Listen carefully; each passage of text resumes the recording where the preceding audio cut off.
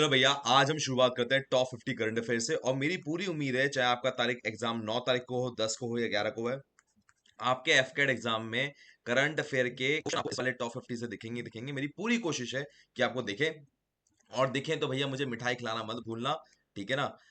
अब मेरी बात ध्यान सुनो। पहली करंट अफेयर आपके सामने है कि इंडिया ने डेवलप किया है एक एक्सप्लोसिव, उसका नाम है सेवेक्स 2। ठीक है। अब इंडियन नेवी के द्वारा जो साइबेक्स 2 एक्सप्लोसिव तैयार करा गया है, वो 2 गुना खतरनाक है टीएनटी एक्सप्लोसिव के। बात समझ में आ रही? हाँ सर, बिल्कुल खतरनाक है। तो आपके सामने यहाँ 4 ऑप्शन है, आप मुझे फटाफट से आंसर बताओ। यहाँ पर आंसर क्या होगा? क्वेश्चन सिंपल है, which of the following explosive reported twice as lethal as TNT. तो उसका आंसर क्या हुआ? यस, सेवेक्स 2। बहुत बढ़िया। अगला क्वेश्चन देखो जरा। Choose the most appropriate answer, कह रहा है मोस्ट अप्रोप्रिएट आंसर बताओ। ठीक है। Which of the following country participate in the joint military exercise Maitree. Maitree exercise में किसने इंडियन आर्मी के साथ पार्टिसिपेट किया था? तो वहां की ना एक रॉयल थाई आर्मी है। रॉयल थाई आर्मी कहाँ की है? थाईलैंड की है। उसने पार्टिसिपेट किया था। और यहाँ पर आपके सामने 4 ऑप्शन है। दोबारा क्वेश्चन देख के बताओ यहाँ पर आंसर क्या होगा। अब आपको ही पता है। जी हाँ, बिल्कुल B is the right answer. अगर आपने बी वाला चूज किया है, बिल्कुल सही जवाब है। अब जरा यहां से हम जरा आगे बढ़ते हैं जरा। देखो, अगला जो हमारे सामने क्वेश्चन है वो ये है कि यहां पर कहा गया है कि इंडियन एयरफोर्स की जो चीफ है, उसने इनॉग्रेट किया है वेपन सिस्टम स्कूल हैदराबाद में। आज से कुछ साल पहले क्या हुआ था कि वेपन सिस्टम नाम की खाली ब्रांच खुली थी, और आपके ही एफकेट एग्जाम में उसकी पोजीशन भी खुली थी कि उसमें कोई भी बंदा जाके मतलब रिक्रूटमेंट ले सकता है थ्रू एफकेट। ठीक है। 6 सीटें आई थी जहां तक मुझे याद है, पहले वाले बैच में। ठीक। अब भैया उसी के लिए एक स्कूल बनाया गया जिससे ट्रेनिंग प्रॉपर वे में डेवलप हो सके। तो पूछ रहे हैं वो कहां पर डेवलप करा गया है, और भैया ये करा गया हैदराबाद में। आपको एक इंटरेस्टिंग फैक्ट बताऊं। जिस साल जिस साल वेपन सिस्टम ब्रांच खुली थी, उसी साल एफकेट के एग्जाम में ये चीज आ भी गई थी कि बताइए कौन सी नई ब्रांच एयरफोर्स में खुली है। तो वेपन सिस्टम थी, और देखो आज उसका स्कूल आ गया। तो ये भी बड़ा अच्छा सवाल हो सकता है जो आपके एग्जाम में आए। अगला सवाल देखिए। न्यूज ये बनती है कि इंडियन आर्मी ने इंडक्ट किए हैं 5 indigenous chip based 4G mobile base station. ठीक है। और ये बेंगलुरु से चलेंगे। ठीक है ना। नाउ अब आपके सामने सिंपल सवाल आता है कि ये किस फोर्स ने किया? देखिए जरा। Which Indian force inducted indigenous chip based 4G mobile base station. 4G mobile base station जो होता है जिससे आपका सिग्नल्स बहुत ही ज्यादा तेजी रफ्तार से इस्तेमाल हो सके, कम्युनिकेशन में इस्तेमाल हो सके, ये किसने मेथड यूज किया है? मोबाइल मतलब समझते हो? यहाँ पर वर्ड लिखा है मोबाइल। मोबाइल मतलब ये वाले जो स्टेशन है वो एक जगह से दूसरी जगह चेंज अपनी पोजीशन कर सकते हैं। स्टेशन 1 है तो ये स्टेशन 2 पे जा सकते हैं। इस वर्ड का मतलब होता है मोबाइल। ठीक है। अब आज तक जितने भी हमारे कम्युनिकेशन सेंटर होते थे, उन कम्युनिकेशन सेंटर में प्रॉब्लम क्या होती थी? वो रिमोट होते थे। मतलब अगर वो एक जगह आपने रख दिए तो वहीं रहेंगे, और वो आइसोलेटेड जगह पे रखे जाते थे। पर ये वाली जगह जो है, ये मोबाइल है, एक जगह से दूसरी जगह ये जा सकता है। तो भैया किस फोर्स ने इसको इंडक्ट करा है? तो yes, answer is Indian army. बिल्कुल सही जवाब। ठीक है। यहां से जरा हम आगे चलते हैं। अगली जरा न्यूज देखिए जरा। अगली 2 न्यूज हैं, देखो ध्यान से देखो। पहला ये कहता है कि इंडिया ने अचीव किया है all time high annual defence production. सबसे ज्यादा डिफेंस प्रोडक्शन हमारा रहा है। डिफेंस प्रोडक्शन समझ लो, हमने डिफेंस के वेपन्स बनाए हैं। ठीक है। तो वो कितने बना दिए? कितने पैसों के बना दिए? कितने करोड़ों के बना दिए? तो वो नंबर है 12,000 करोड़ करीबन। ठीक है ना। एक मिनट, दोबारा मैं बोलता हूँ, नॉट 12,000। मैं इस नंबर को करेक्ट करना चाहूंगा। 1,26,000 करोड़ के आसपास है ये। 1,26,000 करोड़ के आसपास, उससे भी ज्यादा है ये। तो भैया यहाँ पर डिफेंस प्रोडक्शन जो हमारा अचीव हुआ है इस बार, तो कौन से नंबर में हुआ है? 1,26,000 करोड़। ठीक है ना। तो भैया इतना ज्यादा हमने भैया प्रोडक्शन किया है, इसको याद रखिएगा, बहुत ही ज्यादा ये। ठीक है। अगला देखो सवाल। यहां पर वो कहते हैं, यहां पर भैया वो कह रहे हैं, एक मिनट भैया इसको जरा मिटा दे जरा। हाँ जी। अगला वो सवाल ये कहते हैं कि एक कैप्टन है सुप्रेथा। ठीक है। कैप्टन सुप्रेता सीटी, उनके नाम के आगे सीटी लगा हुआ है, सुप्रेता सीटी। ठीक है। वो पहली वुमेन ऑफिसर बनी है जो क्या गया है कि एयर डिफेंस में उनका ऑपरेशन डिप्लॉय हुआ है सियाचिन ग्लेशियर के अंदर। ठीक है ना। दोबारा बोल रहा हूं, ये औरत पहली ऐसी औरत है जो कि सियाचिन ग्लेशियर में फ्रॉम एयर डिफेंस यूनिट उन्होंने सियाचिन ग्लेशियर में अपनी पोस्टिंग ली है। ठीक है ना। तो इसी पे भैया सवाल बनता है। सवाल देखो बड़ा ही सिंपल है। Which first women officer corps of the air defence been operationally deployed in the Siachen glacier? आपके सामने 4 ऑप्शन है, देखो जरा। तो भैया आपका ऑप्शन है कैप्टन ऋषि शर्मा, कैप्टन सुप्रीता सिटी, मेजर प्रिया सिंह या मेजर अंजलि कुमार। तो भैया बड़ा ही सिंपल जवाब था यहाँ पर इसका। इसका आंसर क्या है हमारा? इसका आंसर है हमारा कैप्टन सुप्रीता सिटी। यस, ये राइट आंसर है हमारा। ठीक है, अब जरा हम यहाँ से हम थोड़ा आगे चलते हैं जरा।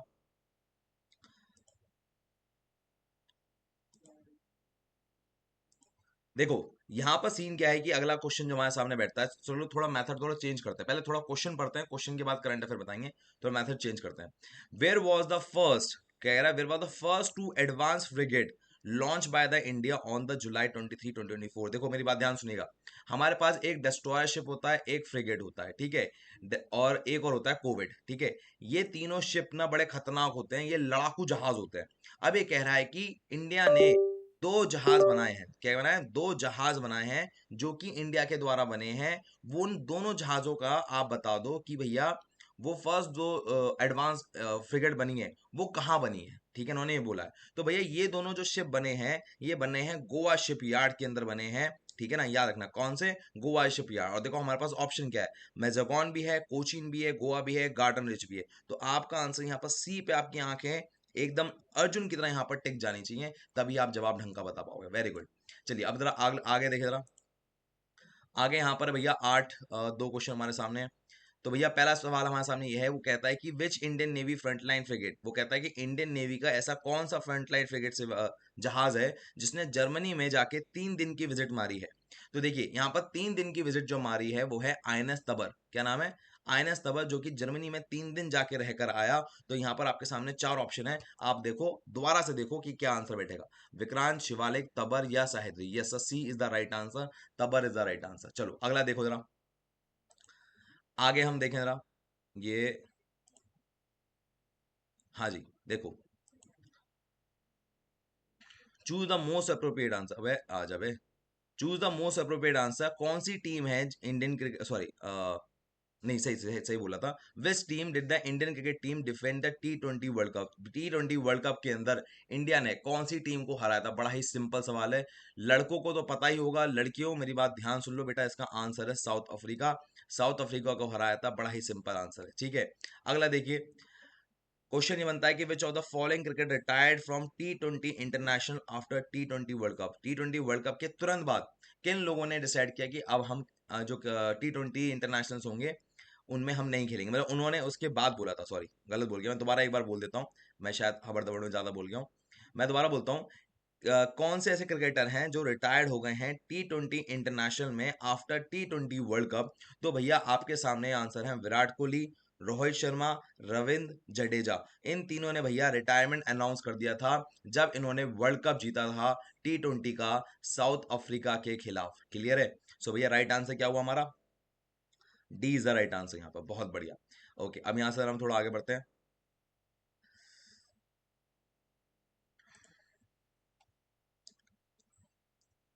ओके, देखो भाई, यहाँ पर क्वेश्चन है आपके सामने कि in which event the Manu Bhaker Sarabjot Singh secure the bronze medal. दो भैया हमारे पास एथलीट हैं, ठीक है।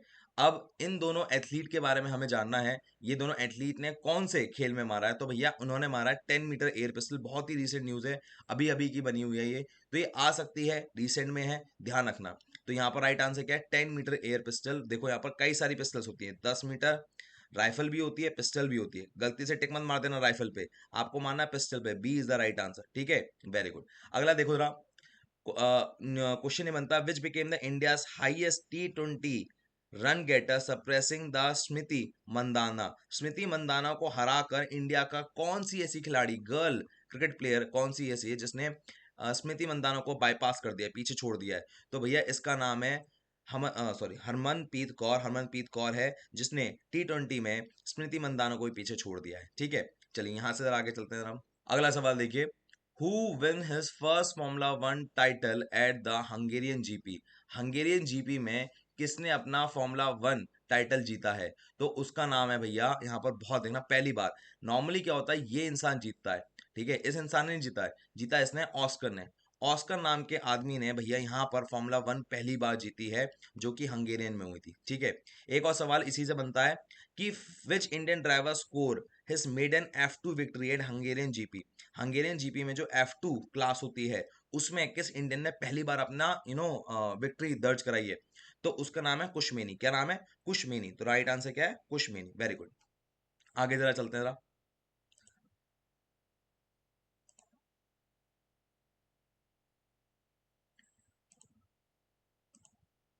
तो भैया अगली न्यूज पे आते हैं। न्यूज ये बनती है कि किस आदमी ने ग्रांड ग्रांड प्रिक्स जीता आफ्टर जॉर्ज रुसेल डिस्क्वालिफिकेशन। तो जॉर्ज रुसेल एक दावेदार थे कि वो जीत सकते हैं, उनका डिस्क्वालिफिकेशन हो गया। उनके दम पर लुइस हैमिल्टन ने, मतलब उनकी जगह पर लुइस हैमिल्टन ने उस रेस को जीता। बहुत बड़ी बात है। इसका आंसर होगा बी। देखो, कई लोग आंख मीच के इस आदमी पे टिक लगा देते हैं क्योंकि मैक्सिमम रेसेस यही आदमी जीतता है, पर याद रखना कि जो बेल्जियम ग्रांड प्रिक्स हुई थी वो लुइस हैमिल्टन ने जीती थी। अगला सवाल देखो जरा। Who release the joint doctrine for cyber space operation on June 18 2024। देखो भाई, ऐसा सीन है कि यहाँ पर क्या सीन होता है कि जो जो साइबर स्पेस ऑपरेशन है, साइबर स्पेस ऑपरेशन के अंदर chief of defence staff, Indian air force chief और इंडियन आर्मी चीफ और डिफेंस मिनिस्टर, चारों ही ऑप्शन सही लगते हैं क्योंकि यार साइबर स्पेस की बात हो रही है। ठीक है ना, बात ध्यान सुनना। साइबर स्पेस की बात हो रही है और साइबर स्पेस ऑपरेशन, यार इन चारों की प्रेजेंस के बिना कैसे हो सकता है? किसी को भी लगेगा कि यार एयरफोर्स राइट आंसर है क्योंकि एयरफोर्स ही होता है जो साइबर स्पेस वाले में मामले में मैटर देखता है।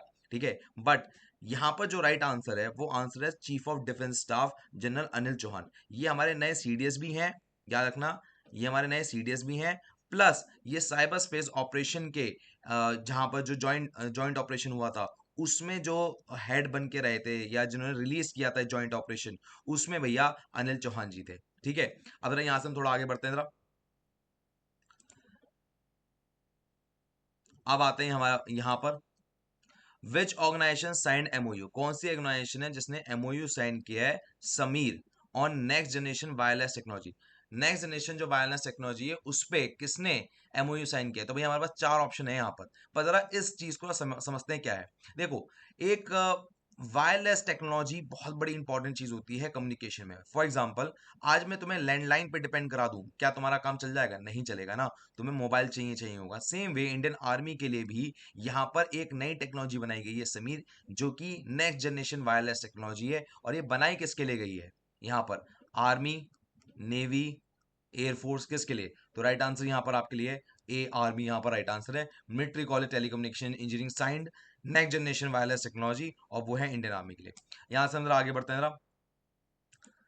यहाँ से अगली जो आपकी न्यूज बनती है वो ये है कि which country defence export exceed 2.8 billion. कौन सी ऐसी कंट्री है जिसका जो डिफेंस एक्सपोर्ट है वो 2.8 बिलियन बढ़ चुका है, ठीक है, लास्ट 5 इयर्स में? तो भैया इसमें ना आपके पास इंडिया है। यहाँ पर इंडिया का जो डिफेंस एक्सपोर्ट है यूनाइटेड स्टेट के साथ, वो भैया 2.8 बिलियन बढ़ चुका है लास्ट 5 इयर्स में। बहुत ही इंपॉर्टेंट सवाल है। देखो, आपको बात याद रखनी चाहिए कि इंडिया ना नंबर वन कंट्री है। इंडिया नंबर वन कंट्री है जब आर्म्स इंपोर्ट होते हैं। जब आर्म्स इंपोर्ट करने की बारी आती है, नंबर वन कंट्री है। क्लियर है? वहीं जब एक्सपोर्ट करने की बारी आती है तो यार इस मामले में अभी हम जस्ट चढ़ना शुरू हुए हैं। अभी जस्ट चढ़ना शुरू हुए हैं, और उसमें भी हमारा जो इस साल का जो डिफेंस एक्सपोर्ट का जो हमने पैसे कमाए हैं वो हैं 1,26,000 करोड़। मैंने अभी थोड़ी देर पहले आपको कराया था, इस चीज को याद रखना। ठीक है, अब यहां तक की बात होगी, थोड़ा आगे चलते हैं जरा।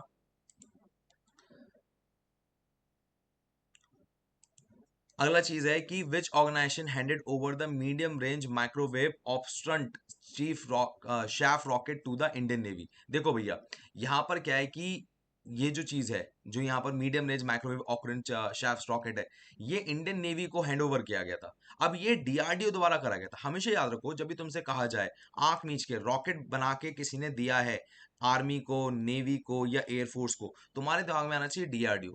जब मैं बात करूं एचएएल, तो याद आना चाहिए तो चौपड़ भेजा होगा इन्होंने या प्लेन भेजा होगा। ठीक है, डीआरडीओ केस में एक रॉकेट के साथ एक और चीज आती है, ड्रोन। क्लियर है? तो ये ना छोटी छोटी चीजें जो आपको याद रखनी चाहिए। ठीक है, यहां से हम आगे चलते हैं जरा।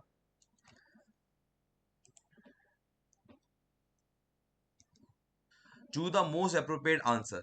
Where was the 100 metre road made from plastic waste unveil on June 26 2024। देखो भाई, 100 मीटर की एक रोड बनाई गई है प्लास्टिक वेस्ट से, बहुत बड़ी बात है ये। और ये भैया खास बात ये है कि आर्मी इस बात को बढ़ावा दे रही है कि भैया ऐसा होना चाहिए, प्लास्टिक का इस्तेमाल बहुत अच्छे से हो सकता है, और भैया जो रोड है खराब भी नहीं होगी। आप बताओ, प्लास्टिक को समुद्र में डाल दो, खराब होगा? नहीं होगा। जमीन में गाड़ दो, खराब होगा? नहीं होगा। स्पेस में फेंक दो, खराब होगा? नहीं होगा। अबे तो उसकी सड़क ही बना लो। तो भैया जो पहली सड़क बनी है आर्मी के द्वारा, वो बनी है जयपुर में, 100 मीटर की रोड बनाई गई है, ये बहुत अच्छी बात है। चलिए आगे देखिए जरा। Which Indian navy ship enter in the port Victoria Seychelles on June 26 2024। देखो, सब यहाँ पर क्या आता है, एक आईएनएस सुनैया थी जिसने पोर्ट विक्टोरिया में एंट्री मारी है, जो कि शेशेल में विजिट पे गया है यहाँ पर, ठीक है, दौरे पे गया है, तो आपको ये बात याद रखनी है।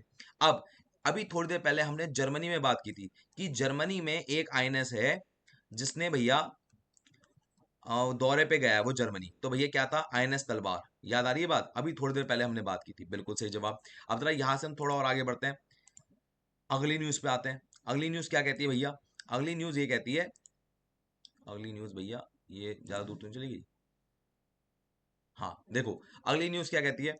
अगली न्यूज ये कहती है, कौन सी ऐसी ऑर्गेनाइजेशन है जिसने 6 कॉन्जिक्यूटिव डेवलपमेंट ट्रायल करे हैं of high speed expendable aerial target के रिगार्डिंग किसने करें? देखो ऐसा है, जब हमारा एक रॉकेट जा रहा होता है ना, उसकी स्पीड मैक तक जाती है। मैक समझते हो?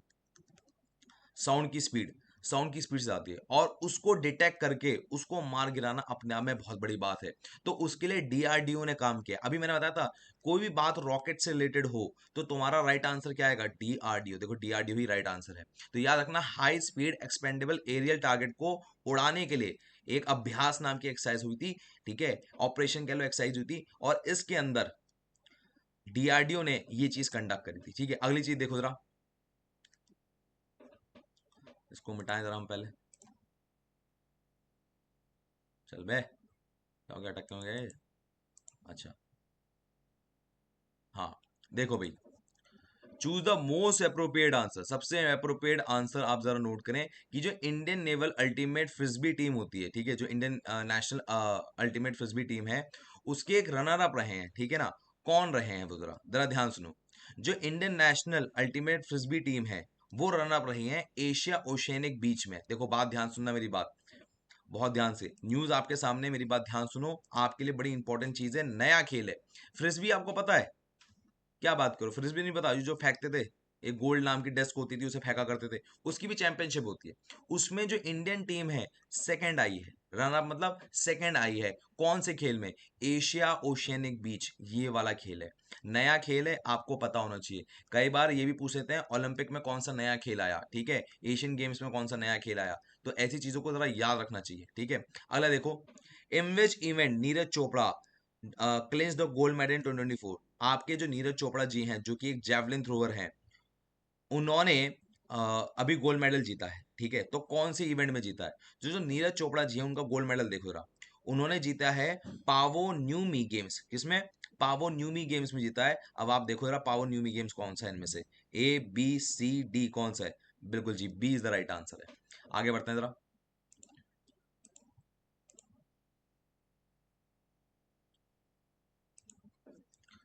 Who claim the hat trick? कौन ऐसा है जिसने हैट्रिक क्लेम की है, leading Australia to victory over the Bangladesh in T20 world cup? देखो भैया, बहुत ही आसान है, जरा न्यूज जरा देखो क्या आता है। एक ना पैट क्यूमिंस नाम का आदमी है जिसने हैट्रिक मारी है, जो कि ऑस्ट्रेलिया को की तरफ से खेल रहा था, और बांग्लादेश को T20 वर्ल्ड कप में हैट्रिक मार के हराया है, ठीक है ना। तो भैया बड़ा इंपॉर्टेंट था ये, और एग्जाम में आ भी सकता है। क्या नाम है भैया? पैट क्यूमिन, जिसने हैट्रिक मारी वहां पर, ठीक है। अगला सवाल देखिए, कौन सा which Olympic bronze medallist wrestler suspend हुए हैं बाय नाडा, ठीक है, refusing to provide urine sample? देखो, नाडा एक ऑर्गेनाइजेशन है जो आपका हेल्थ मेडिकल चेकअप करती है रिगार्डिंग आपके एथलीट के रिगार्डिंग, ठीक है ना, कि भैया इस एथलीट ने कुछ उल्टा सीधा तो नहीं ले रखा, ड्रग्स ड्रग्स तो नहीं ले रखे। तो एक यहाँ पर एथलीट है जिनका नाम है बजरंग पुनिया, उन्होंने अपना यूरिन सैंपल देने से मना कर दिया, और सैंपल मना करने के कारण उनको भैया यहाँ पर डिस्क्वालीफाई कर दिया है, क्योंकि भैया जब इनका टेस्ट ही नहीं हुआ कि भैया खिलाड़ी साफ है कि नहीं है, ड्रग्स में है कि नहीं है, तो भैया इसको किस बात पे आगे क्वालिफाई किया जाए? अगले आगे देखें जरा, अगली चीज देखो जरा। Choose a most appropriate answer. वो कह रहा है कि who secure the victory at the Spanish grand prix. देखो ये भी एक F1 रेसिंग जैसा खेल है, और इसमें भैया जीता है मैक्स वेट्सपेन। याद रखना बेल्जियम वाला जो हुआ था उसमें जीते थे हमारे, कौन जीते थे हमारे, ना अरे मैं मेरे बेल्जियम वाले में क्या जीते थे भैया, जरा कमेंट सेक्शन में डालो जरा, मेरे दिमाग से एकदम से स्लिप हो गया। अभी बात की थी हमने, तुम बताओ जरा अगर तुम्हें याद आ रहा तो। ठीक है चलो आगे देखें जरा। Who receive the annual Hindi साहित्य भारती अवार्ड। ओहो भाई, ये भाई बहुत ही प्रेस्टिजियस अवार्ड है। ये अगर तुम्हें पता नहीं है ना तो तुम्हारी जिंदगी खराब है, मैं तुम्हें सच बता रहा हूँ। ये भैया एक है कृष्णा प्रकाश, इनको एनुअल हिंदी साहित्य भारती अवार्ड मिला है। याद रखना कृष्णा प्रकाश, यहाँ पर B is the right answer. Clear है, वेरी गुड। यहां से हम आगे चलते हैं जरा।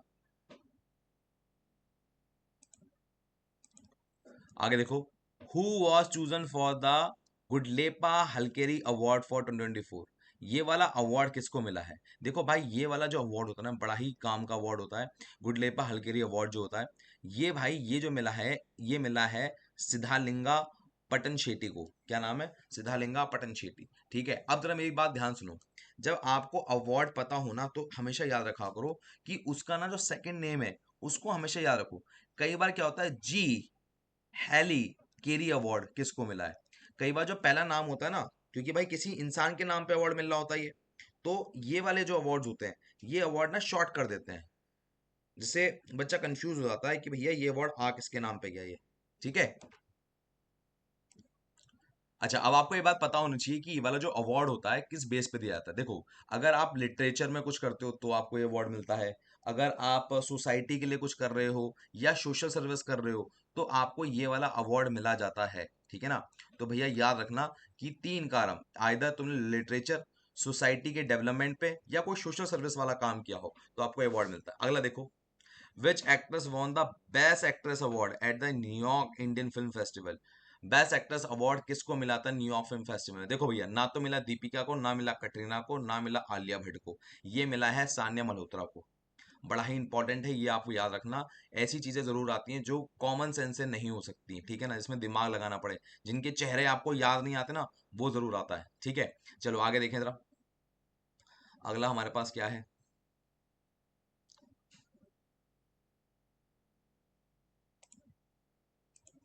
देखो, इंडियन आर्मी को conducted the 3 day joint exercise. क्या 3 डे जॉइंट एक्सरसाइज करी है with Indian air force in Punjab? Indian army plus Indian air force, दोनों ने क्या मिलकर ज्वाइंट एक्सरसाइज करी, कहां पर करी है? देखो, ये इंडियन आर्मी की जो खांगरा कॉर्प है उन्होंने कंडक्ट करी है इंडियन एयरफोर्स के साथ। जगह का नाम है पंजाब। अब जरा पंजाब वाले जो एरिया आता है वो कौन से कमांड में आता है आपको जरा पता होना चाहिए। ठीक है, northern command, eastern command, western command. अच्छा यहाँ पर लिखा भी है खारगा कॉप, तो खारगा कॉप तो राइट आंसर हो ही गया आपका। क्लियर है, चलो यहाँ पर आपका खारगा कॉप राइट आंसर है। पर अगर हम जरा कमांड्स की बात करें तो कमांड्स भी एक बार रिवाइज कर लेते हैं। अगर हमारे नॉर्थन कमांड की बात करें तो आता है हमारा उधमपुर में। ठीक है, याद आ रहा है? बिल्कुल आता है। फिर जरा मुझे थोड़ा थोड़ा मैं आपको गैस करने के लिए दूंगा, साउथ वाला जो आता है वो आता है पुणे में। क्लियर है, फिर हमारे पास एक आता है चंडी मंदिर। जरा बताओ कमेंट सेक्शन में कौन सा वाला ये चंडी मंदिर वाला। और फिर आता है जयपुर में। ठीक है, और फिर अगला आता है, आखिरी आता है मुझे जहां तक है, इलाहाबाद में, अगर मैं गलत नहीं हूं तो। और एक आता है शिमला में। कमेंट सेक्शन में डालते जाओ अगर तुम्हें याद है तो, मजा आ जाएगा। चलो शिमला वाला बता देता हूँ, ट्रेनिंग कमांड है, शायद नहीं बता पाओगे तुम लोग, बहुत कम लोगों को पता होता है ट्रेनिंग कमांड है ये। पर बाकी इन सभी कमांड के नाम बताओ, नॉर्थ में कौन सा है, साउथ में कौन सा है, कौन सा है? नॉर्थ वाला मैं तुम्हें बता दिया, साउथ वाला मैंने तुम्हें बता दिया, दो मैंने तुम्हारे छोड़ दिए ऐसे ही, जयपुर वाला और चंडी मंदिर वाला। ठीक है, ये तुम्हें बताना है खुद। चलो अब यहां से हम जरा आगे चलते हैं जरा।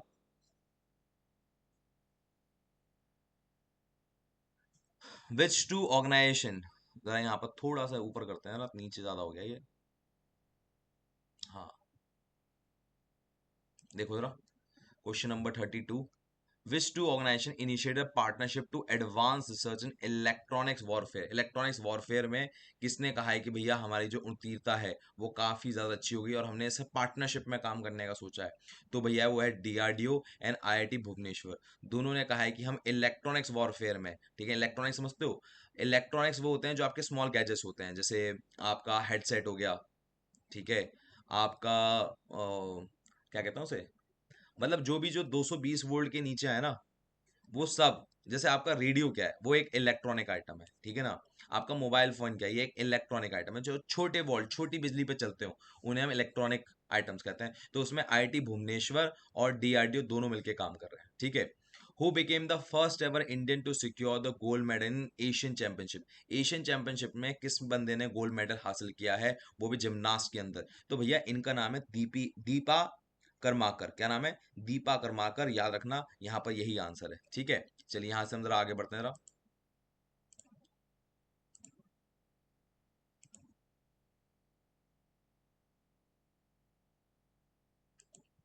अगला देखो, in which event did the Harshit Kumar win the gold medal at the 21st under 20 Asian athletic championship?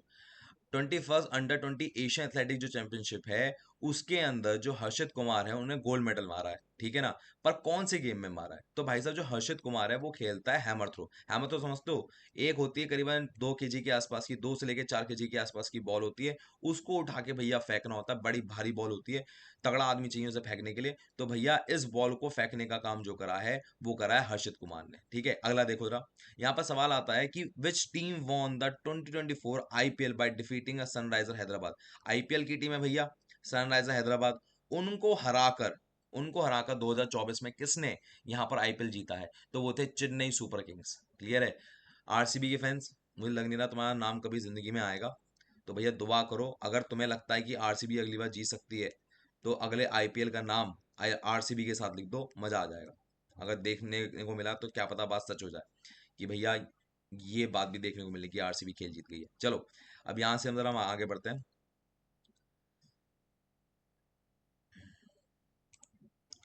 Okay, देखो भैया, यहाँ पर सीन है, choose the most appropriate answer. Who receive the विटली gold award for conservation effort in 2024? देखो वो है सुनीता नारायण, वंदना शिवा, पूर्णिमा देवी बर्मान, या मेधा पाटकर। देखो यहाँ पर जो है डॉक्टर पूर्णिमा देवी बर्मान है, जिन्होंने विटली गोल्ड अवार्ड जीता है। क्या जीता है? विटली गोल्ड अवार्ड, ठीक है। ये होता है कंजर्वेशन एफर्ट के लिए, जब आप दुनिया फॉरेस्ट को बचाने की कोशिश कर रहे होते हो ना, तो ये अवार्ड जीता जाता है, डॉक्टर पूर्णिमा देवी को मिला है। उसके अलावा एक और देखो, कौन से ऐसे जर्नलिस्ट हैं, ठीक है, कौन से जर्नलिस्ट हैं जिनको नेम करा गया है लॉरेट बाय यूनेस्को, ठीक है, slash Guillermo Cano world press freedom, इन दोनों के द्वारा जिनको लॉरेट जर्नलिस्ट कहा गया कि बेहतरीन आदमी है ये आदमी, तो भैया इसका नाम है, पैलेस्टीन के जर्नलिस्ट हैं, ठीक है, उनको यहाँ पर करा गया है। क्यों कहा गया है? कि देखो ये बात मानी जा रही है कि जो पैलेस्टीन में जो हालात चल रहे हैं, उसमें इतनी बर्बरता हो रही है, उस बर्बरता के अंदर रिपोर्टिंग करना बहुत बड़ी बात है। तो उनको यहाँ पर यूनेस्को और गुलमेरो कैन वर्ल्ड प्रेस फ्रीडम के द्वारा ये प्राइज दिया गया था, ये आपको याद रखना है, ठीक है। कोई एक जर्नलिस्ट का नाम नहीं है, पूरी एक पैलेस्टीनियन जो जर्नलिज्म है, उनको ये दिया गया है, ठीक है। चलिए यहां से हम जरा आगे चलते हैं। देखो भाई, मैं दोबारा बोल रहा हूँ, कोई भी बंदा ये गलती नहीं करेगा कि इसमें कोई भी जर्नलिस्ट का नाम ढूंढने की कोशिश करेगा। कोई एक जर्नलिस्ट का नाम ढूंढने की कोशिश करोगे, नहीं मिलेगा। याद रखना, इस प्राइज को, इस world world freedom press prize को पैलेस्टीन के सभी जर्नलिस्ट को अवार्ड दिया गया है, ये कि जिन्होंने, सभी ने ऐसा काम किया है, तो सभी को मिला ये अवार्ड, ठीक है। चलो हम यहाँ से हम आगे चलते हैं जरा। आगे देखिए, अगला है, who receive the Shaw prize in astronomy? Astronomy में प्राइज होता है, इसका नाम है शॉ, और वो मिला है श्रीनिवास आर कुलकर्णी जी को एस्ट्रोनॉमी के लिए। तो भैया यहाँ पर चार ऑप्शन है, ढूंढ के बताओ श्रीनिवास आर कुलकर्णी जी कहाँ पर हैं ये? तो भैया ये है यहाँ पर बी पे, बी आंसर, राइट आंसर है। Who was honoured with the Emil colony women empowerment award bye Kings Charles three? Kings Charles three के द्वारा भैया ये एक अवार्ड दिया गया वुमेन एम्पावरमेंट के लिए, जो औरतों को बढ़ावा देने के लिए होता है।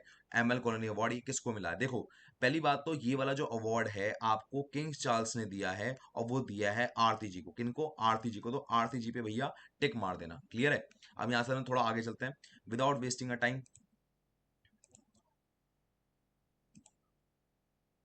10 क्वेश्चन बचे हैं, उसके बाद भैया हमारी छुट्टी है, ठीक है। उसके बाद मैं आपको कुछ बस बताऊंगा, बस वो एक बार देख लेना, टाइम वेस्ट नहीं करूंगा। मैं जानता हूँ आप लोग रिवीजन के पीछे पड़े हुए हो, लास्ट मोमेंट चल रहा है आपका, टाइम ज्यादा नहीं खींचूंगा मैं आपका।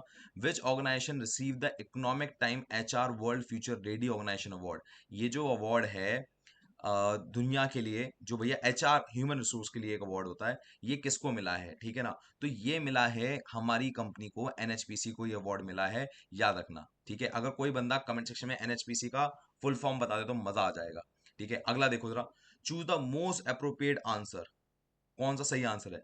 इनमें से कौन सी फिल्म है जिनको कांस फिल्म फेस्टिवल के अंदर ग्रांड प्रिक्स अवार्ड दिया गया है 2024? तो भैया वो जो दिया गया था वो था all we imagine as a light. क्या नाम है भैया? All we imagine as a light. देखो सी ऑप्शन आपको यहाँ पर दिख रहा होगा, वही राइट आंसर है यहाँ पर। क्लियर है? अब यहाँ से हम थोड़ा आगे चलते हैं जरा। अगला सवाल देखिए जरा, choose the most appropriate answer. Who receive the United nation military gender advocate for the year award? भैया बड़ा ही इंपॉर्टेंट प्रेस्टिजियस अवार्ड होता है ये, ठीक है? ये भैया मिलिट्री जेंडर जो अवार्ड होता है, ये इस तरह का अवार्ड होता है जो आर्मी पर्सनल को मिलता है, और ये एग्जाम में आएगा जरूर, क्योंकि ये यूएन का दिया हुआ अवार्ड है, और ये सेकेंड टाइम किसी इंडियन को मिल रहा है, और इनका नाम है मेजर राधिका सेन। क्या नाम है? मेजर राधिका सेन। ये आपको याद होना चाहिए। एग्जाम आपने इनकी फोटो भी इंस्टाग्राम पे बहुत देखी होगी, ठीक है? अभी तो टाइम कम है इसलिए मैं फोटो लगा नहीं पाया हूँ, बट आपने बहुत देखी होगी। आगे देखो जरा, who took charge as the air officer commanding in the chief of the training command in Indian Air Force? भैया बहुत इंपॉर्टेंट है भाई, बहुत इंपॉर्टेंट है। एक तो एफकेट का एग्जाम, और ऊपर से एयरफोर्स की बात है, बहुत इंपॉर्टेंट है। Chief of training command Indian air force के द्वारा जो बनाए गए हैं वो हैं एयर मार्शल नागेश कपूर। क्या नाम है? Air marshal Nagesh Kapoor. वो भैया यहाँ पर एयर ऑफिसर कमांडिंग बनाए गए हैं। तो राइट आंसर यहाँ पर कौन सा है भैया? नागेश कपूर कहाँ पर है भैया? देखो सी ऑप्शन में आपको नागेश कपूर साहब दिख रहे होंगे, बिल्कुल वही आंसर है, ठीक है? अगला देखो जरा, अगला क्वेश्चन कहता है who unveil the book artificial intelligence and national security? कि भैया नेशनल सिक्योरिटी में और आर्टिफिशियल इंटेलिजेंस की क्या रोल होगी, क्या भूमिका होगी? तो भैया ये जो किताब के बारे में अनवील करा है, लॉन्च करा गया है, वो हमारे जो सीडीएस हैं उनके द्वारा ही लॉन्च करी गई ये किताब, ठीक है?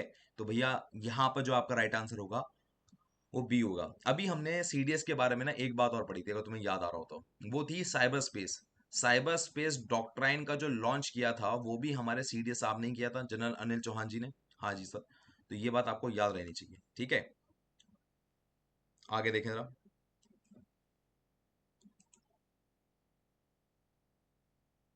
अगला हमारे सामने क्या आता है? From which country did India procure MQ-9B arm drone? जो 9B आर्म ड्रोन है वो किसके द्वारा प्रोक्यूर करे गए हैं? तो इंडिया ने ये बात प्रोक्यूर करी है भैया, दोबारा बोलो, इंडिया ने प्रोक्यूर किए इस टाइप के ड्रोन किससे? यूनाइटेड स्टेट से। तो भैया आपके सामने अगर पूछा जाए कि MQ-9B कौन सी कंट्री से उठाए हमने, तो वो है यूनाइटेड स्टेट। क्लियर है? चलो अब भैया मात्र 4 क्वेश्चन बचे हैं बस, उसके बाद हम ये वीडियो खत्म कर रहे हैं, and I wish you all the best in advance, ठीक है ना? रुकना मत, मेरी बात ध्यान सुनना। इसके बाद से जैसे ही मैं 50 क्वेश्चन खत्म करूंगा ना, एक इंपॉर्टेंट चीज और बताऊंगा मैं आपको, वो प्लीज और देख लेना, वो आपके लिए काम आएगी, वो आपको खुद ही देखना है, उसमें मैं कुछ नहीं कर सकता, ठीक है ना? पर वो एग्जाम में कंफर्म क्वेश्चन है, दोबारा बोल रहा हूँ, एग्जाम में कंफर्म क्वेश्चन है। ओके जी, क्या कह रहा था मैं? वेन विल इंडियन एयरफोर्स, कब इंडियन एयरफोर्स कंडक्ट करेगी एक्सरसाइज वायु शक्ति, ठीक है, at Pokhran air ground range? Pokhran air ground range में कब करेगी? तो भैया वायु शक्ति जो होगी एक्सरसाइज, ये करी जाएगी इंडियन एयरफोर्स के द्वारा फरवरी 17 2024 को, ठीक है ना? याद रखना कि वायु शक्ति एक ऐसी एक्सरसाइज है जो कि सिर्फ और सिर्फ इंडियन एयरफोर्स कंडक्ट करती है, और इंडियन एयरफोर्स शोकेस के लिए करती है। वो क्या कह रहा हूं मैं? शोकेस के लिए करती है, दुनिया को दिखाने के लिए कि भैया हमारे पास वेपनरी सिस्टम क्या है और कैसा काम कर रहा है वो, ठीक है ना? अच्छा, यहाँ तक की बात हो गई। अब यहाँ से हम एक एक बात और चलते हैं यहाँ पर, 46 47 48, चलो भाई आखिरी के दो और आ जाए जरा। वेरी गुड, ये वाला क्वेश्चन अभी रिसेंटली सीडीएस एग्जाम में आया था, ठीक है? हो सकता है तुम्हारे में भी आ जाए। डिफेंस मिनिस्टर राजनाथ सिंह जो है ना, उन्होंने गर्ल्स सैनिक स्कूल का उद्घाटन किया था मदुरई डिस्ट्रिक्ट में, वृंदावन में, ठीक है ना? तो ये आपके लिए बड़ा इंपॉर्टेंट हो जाता है, ठीक है? आगे देखिए, who assume the position of vice chief of the naval staff? Vice chief of naval staff जो है उसकी पोजीशन किसने एक्वायर कर रखी है? तो भैया वो है दिनेश के त्रिपाठी साहब। दिनेश के त्रिपाठी साहब हैं नेवल चीफ की, बहुत बड़ी पोजीशन है भैया, एक पोजीशन जस्ट नीचे इंसान बैठा हुआ है। तो भैया दिनेश, दिनेश के त्रिपाठी यहाँ पर आपको दिख रहा होगा। क्लियर है? अब जरा यहाँ से हम आगे बढ़ते हैं जरा। तो अब आते हैं हम इस वाले पे, 49 और 50 वाले पे। विच advance assault rifle was introduce by DRDO in 2024? DRDO 2024 के द्वारा यहाँ पर कौन सी असॉल्ट राइफल ली गई है? देखो, हमारे पास ना इंसास थी, वो काम नहीं कर रही थी, तो हमने भैया 2-3 राइफल ली है, जैसे AK-206 हमने ली है। 206 ही है ना? हाँ, AK-206 if I am not wrong, 206। मैं शायद नंबर में गलती कर रहा हूँ, AK-206 है, AK-230 है। अगर मैं गलती कर रहा हूँ तो माफ ही कर देना, बट ये AK-47 का वेरिएंट है। AK-47 का वेरिएंट है, राइट? गलत तो नहीं कह रहा मैं?